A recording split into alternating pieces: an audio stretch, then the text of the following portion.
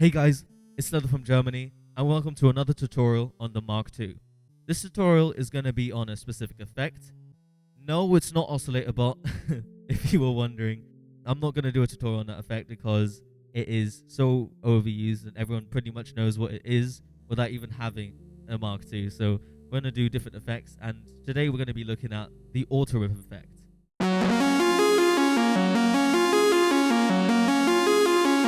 Obviously, it wasn't all the effects together, but the auto riff is what did all of those notes. So first, what actually is a riff? So a riff is a repeated phrase or pattern that is heard throughout a song. So for example, if you take Dark Necessities, it's that bass pattern that is so popular. And quite often, riffs can become more popular than the actual choruses, which is pretty insane if you think about it. And it is something to be thought of, especially when creating a loop track. What's good about this effect? It brings easy melodies with little to no effort. Just by importing a phrase, a tempo, and you're pretty much sorted. You've got a whole melody just like that. But what's bad about this effect? It's these things. Well, they're not bad, but they could be better. They're just patterns that have been pre-made. So instead of being able to put in your own melodies, you've got pre-made patterns the same way the Slicer had. And it's a bit frustrating because the potential of this effect would be way more if you were able to do your own melodies. The same way you've got the oscillator bot, you've got the sequencer, but there's no sequencer in here. So instead of having a 16-step melody, it's already made for you, which I don't like, but it is what it is. I'm going to start with the phrases. So obviously this means different melodies, different patterns, and different riffs. So let's start with one. It sounds like this.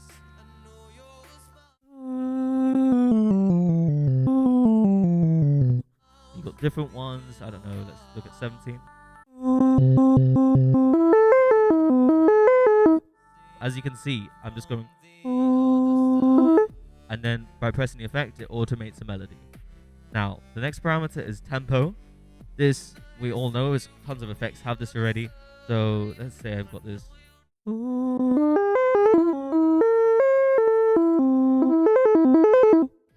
So as you can see, it just basically changes the pace of the effect. Then next up, you've got this hold thing. This is pretty cool. So if you go,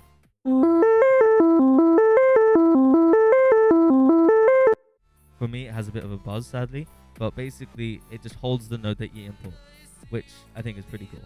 Next up, you got the next part, which is the attack.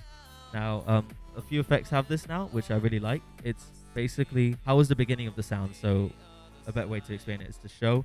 If you've got it on max, it sounds like this. So it's very rough and it's quite choppy. And then if you go on zero attack, it's more of a smooth start. So yeah, that's basically the attack part. Then this loop button, if it's on, the pattern repeats. If it's off, it doesn't. So you already heard it when it's on. When it's off, it sounds like this. And then it just stops. Then there's the key. Obviously, it needs to know what notes are meant to come next. So if I'm in E and then I do a C note,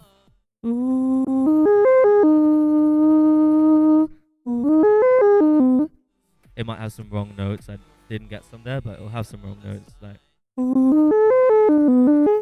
that's out of key. And then the final parameter, we have balance. We all know what that is already. It's just how much of the effect is present. So if it's on 100, it's fully controlling. If it's at 50, it sounds like this. So you can still hear me talk while the effect is working, and then on 0, there's none.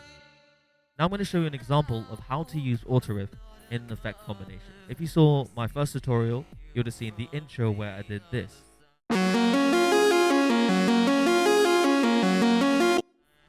Now I'm going to teach you how to do this. I'm going to start with something that we know and love, granular delay.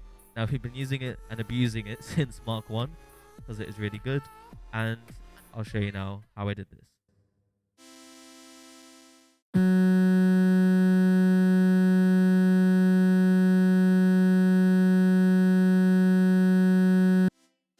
Really easy. Just a constant granular note done with 100 feedback and then a time that is, you want a lower time because you want a higher pitch because auto riff struggles with the lower pitches for some reason. So I picked 39. For effect B, you're going to want the auto riff effect.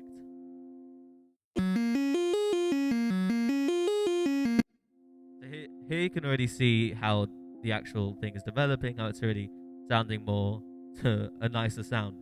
So then to make it even cleaner, I added a distortion on C, and let me show you.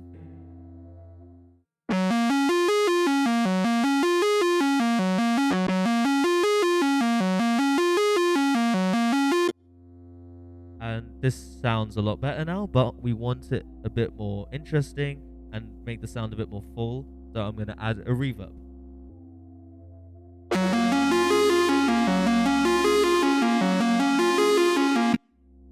There we go. That's how you can use auto riff in an effect combination. Another example that I made is this. Yeah, you can already see the possibilities with it. I'm sure there are other effect combinations with auto riff, but this is the one that I found was most appealing to me and was the best for me.